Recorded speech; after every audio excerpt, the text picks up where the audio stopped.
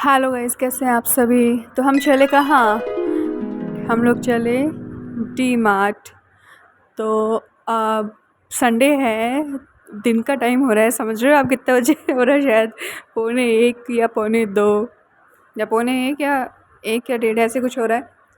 और इतनी पूरा अपने आप को कवर करके बैग लेके, साथ में मम्मी भी गई थी मेरे, क्योंकि मुझे ना अपने लिए टी शर्ट्स लानी थी। तो मेरे पास में बहुत दिक्कत हो रही थी। मुझे पास टी शर्ट्स जो है कॉटन वाली, जो मैंने मैं हर बार टी शर्ट जो है वो डी मार्ट से ही लाती हूँ, लेकिन इस बार मैंने ना कहीं लोकल मार्केट से ले ली थी, जो कि बिल्कुल उनका फैब्रिक बिल्कुल भी अच्छा नहीं था। तो मैंने कहा नहीं, मैं काफ़ी टाइम से सोच रही थी जाने का। और वहाँ पे क्या वीडियो शूट नहीं करने देते, डी मार्ट में मना कर दिया था, पर मैं थोड़ा ही शूट कर पाई। तो मैं आगे दिखाती हूँ कि अपने टी शर्ट्स लिए। और और ये है जयपुर का। थोड़ा थोड़ा आप एक्सप्लोर कर लो मेरे साथ, क्योंकि मैं भी जयपुर पूरा घूमी नहीं हूँ अभी तक। ये है गांधी सर्किल, आई थिंक इसको गांधी सर्किल बोलते हैं। तो आ चुका है हमारा डी मार्ट और हम लोग एंटर हो रहे हैं। ये मम्मी थी मेरी, ग्रीन सूट वाली जो है ना, ये मम्मी थी। हम यहाँ गए, पर मोबाइल वगैरह जो है वो बैग में रखने को बोला। फिर बोले कि वो बैग जो है वो सील कर देते हैं। फिर हमने बोला कि नहीं भाई, ऐसे हमें नहीं चाहिए, हमें तो बैग वैग वैसे दे दो, क्योंकि उसमें जो है हम कैश पेमेंट करेंगे तो हमें तो फिर ऐसे दिक्कत हो जाएगी। फिर हमने क्योंकि ऑनलाइन पेमेंट जो है मुझे करना नहीं आता, मैं थोड़ी सी पुराने ज़माने की टाइप की हूँ। ऐसा मेरा भाई मेरा मजाक बनाता है। तो मैं फिर इसीलिए यहाँ पे देखो, यहाँ पॉपकॉर्न की शॉप है ऐसे। और हमने ख़रीदा टोटल ये सामान, ये छोटे से बास्केट है, इसके अंदर आ गया। ग्रॉसरी का हमने नहीं लिया, क्योंकि ग्रॉसरी में सिर्फ हमने बिस्किट ही लिए थे बस। और हमने ये इधर थोड़ा सा ही मैंने शूट करा कि चलो ये। और ये बहुत भारी हो गया था, 5 टी शर्ट ली थी हमने, 2 बिस्किट के पैकेट लिए थे हमने, हाइड एंड सीक वाले ऐसे। एंड एक हमने जो छोटा सा सॉस पैन बोलते हैं, फ्राइंग पैन, वो लिया। और अब आ चुकी हूँ मैं घर पे। और घर पे आने के बाद बस जस्ट मैंने फेस वॉश किया। इतनी भयानक गर्मी कि मैं आपको क्या बताऊँ। फिर बस अब मैं बैग दिखा रही हूँ आप लोगों को। इधर रोशनी नहीं है, तो मैं सोच रही हूँ थोड़ी रोशनी दिखा दूँ। तो इधर ना मैंने टी शर्ट्स दिखाई हैं। अब आपको मैं 3 टी शर्ट्स मैं लेके आई हूँ अपने लिए। और ये पूरी 99 रुपीज़ की है, 100 रुपीज़ ईच। और मतलब मैं इनको पाके बहुत खुश हो रही हूँ। क्योंकि मुझे इसका जो फैब्रिक है ना, आजकल पता नहीं क्यों मुझे कुछ भी ना, ये जूतीज़ बोलो या बैलीज़ बोलो, ऐसे सॉफ्ट है फैब्रिक, इसका फॉर्म वाली है। और ये 250 की है।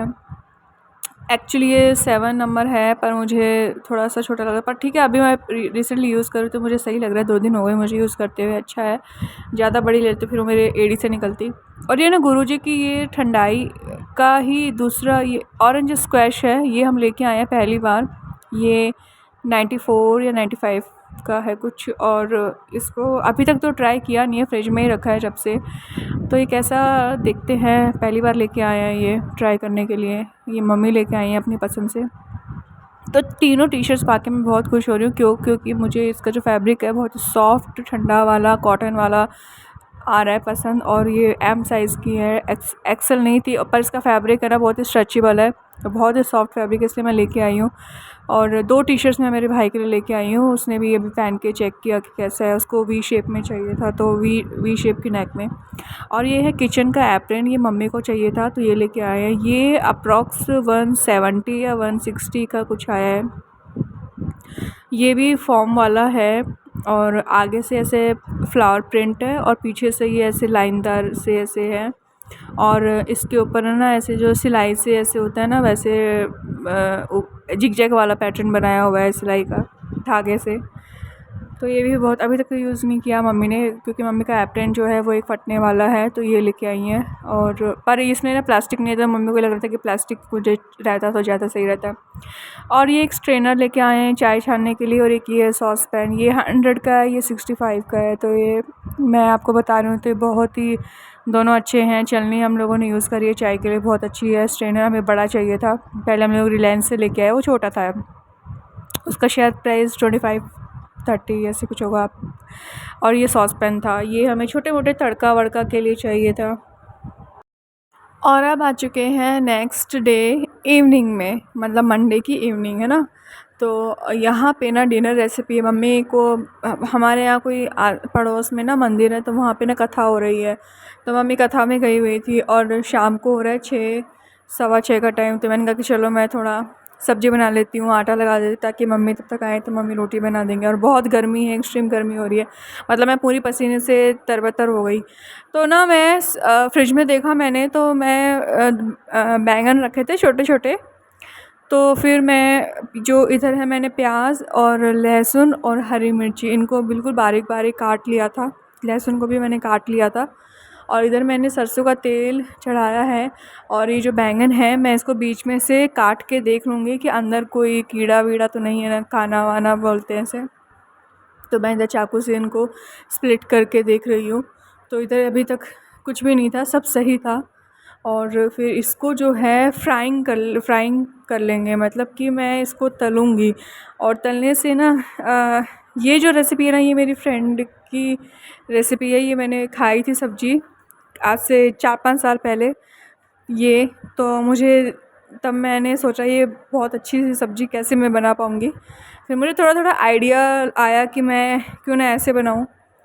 और जब मम्मी घर में नहीं होती है तो थोड़ी सी आप अपनी चालाकी चल लेते हो। तो अगर मैं मम्मी के साथ बना रही होती तो मम्मी मुझे इतना करने नहीं देती, वो बोलती कि डायरेक्ट तो ऐसे ही डाल दे तेल में, वो वैसे भी पक जाएंगे वैसे भी हो जाएंगे। पर अब मैं अकेली थी तो मैं सोच रही हूँ कि नहीं, मैं ऐसे बनाऊँगी इस तरीके से। तो मैंने क्या किया, सरसों का तेल लिया, थोड़ा ज़्यादा ले लो और इसको डाल दो आप बैंगन को। और क्योंकि बैंगन है ना पानी रिलीज़ करता है, तो जब आप तेल में डालोगे तो थोड़ी सी चड़चड़ की आवाज़ आएगी, पानी रिलीज़ करता है ना। तो फिर इसमें से तो फिर आप इनको ब्राउन होने तक पका लो।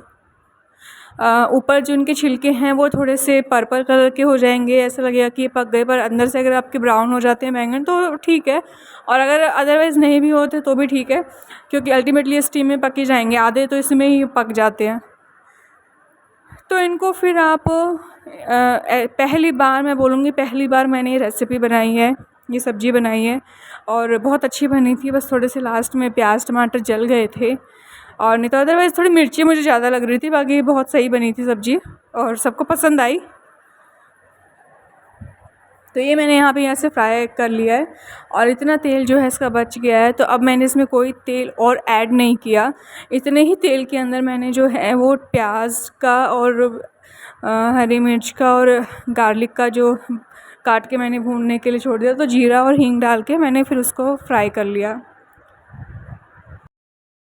और ना मैंने जो बैंगन है ना उसके जो ऊपर का डंठल होता है ना वो मैंने नहीं काटा, मैंने एज़ इट इज़ ऐसे ही छोड़ दिया। आपको जैसे चाहो तो आप काट सकते हो, बट मैंने उसको एज़ इट इज़ ऐसे रखा। तो ऐसा लुक वाइज थोड़ा प्रोफेशनली लगता है ना इस चक्कर में। लेकिन तेल के अंदर थोड़े से ना ऐसे लगता है कि गंदगी गंदगी सी हो जाती है। तो अगर आपको दिखे तो थोड़ा सा हटा दो, जैसे कि मैं यहाँ चम्मच में ले करके थोड़ा हटा रही थी, काला काला सा क्या लग रहा था। तो आप अच्छे से बैंगन साफ़ कर लो। पर हो सकता है हाँ, शायद मैंने ना बैंगन को पोंछा नहीं, दोबारा फ्रिज में रखे हुए थे, मैंने बस उठाया। और जब मैं वीडियो शूट कर रही थी ना तो जो तेल है वो बहुत गर्म हो गया था। मतलब मेरा ध्यान ये था कि किस एंगल से मैं शूट कर रही हूँ ऐसे में।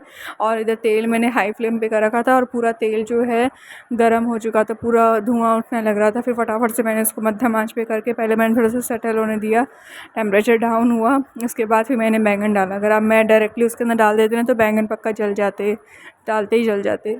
फिर मैंने बहुत कम डाला और बड़ा केयरफुली करना पड़ता है क्योंकि छींटे वीटे भी बहुत पड़ते हैं। तो मैंने फिर इधर प्याज व्याज का डाल दिया। फिर अब बस मैंने इसमें कोई मसाला नहीं डाला, मैंने बस खाली जीरा और हींग डाला। और उसके बाद फिर हम इसको चला लेंगे और चला चला के इसको ब्राउन कर लो, अच्छे से ब्राउन हो जाएंगे। तेल की कोई कमी नहीं पड़ी, अच्छा जो है आप जितना फ्राई करते जाएंगे उतना अच्छा टेस्ट डेवलप होता जाएगा। बहुत ही अच्छा बना था, मतलब मुझे लग नहीं रहा था कि ये सब्ज़ी इतनी। और फिर इधर है ना मैंने एक टमाटर लिया था, मतलब मैंने शायद 3 या 4 प्याज ली होंगी, प्याज ज़्यादा थी और टमाटर एक था। और बड़ा साइज़ का टमाटर था जो मैंने बड़ा साइज़ का जो है टमाटर लिया। तो वो जब उसको काटा बीच में से तो वो ख़राब निकला, उसमें से स्मेल आ रही थी। फिर मैंने छिलका उतार के काट के डालने से ये होता है कि प्याज का जो और टमाटर का जो थोड़ा सा पेस्ट टाइप से बन जाता है। और अगर आप ऐसे काटते हैं छिलका समेत तो फिर वो छिलके अलग और उसका जो गुद्दा है वो अलग वैसे हो जाता है, जो कि दाल में भी कई बार ऐसे होता है। सुबह सुबह खास कर खाने को कि मम्मी छिलका नहीं उतार पाती हैं जल्दीबाजी में, तो ऐसे फिर वो हो जाता है। और अगर आप वैसे छिलका उतार लेते हो तो फिर उसको पीसने वाली नौबत नहीं आती, ऐसा हो जाता है। हाँ, बस थोड़े से मेहनत हो जाती है। तो आप चाहें तो ऐसा कर सकते हैं, या आपको लगता है तो आप ना भी करें, तो ये भी है, आपके टेस्ट के ऊपर भी है, आप कैसा आपको टमाटर काटना चॉप करना पसंद है ना। तो अब मैं इसको काट लूँगी और फिर इसको मैंने थोड़ा सा, जब प्याज ब्राउन हो गए ना हल्के, फिर मैंने टमाटर डाला। और फिर जब टमाटर में जूस हो जाए ना, फिर आप उसी के दौरान ही मसाला डाल दो। उससे क्या, मसाला जलेगा नहीं, आपको अलग से पानी नहीं मिलाना पड़ेगा। ये टिप तो मैंने शायद आपको पहले भी कभी किसी वीडियो में बताई है 2-3 बार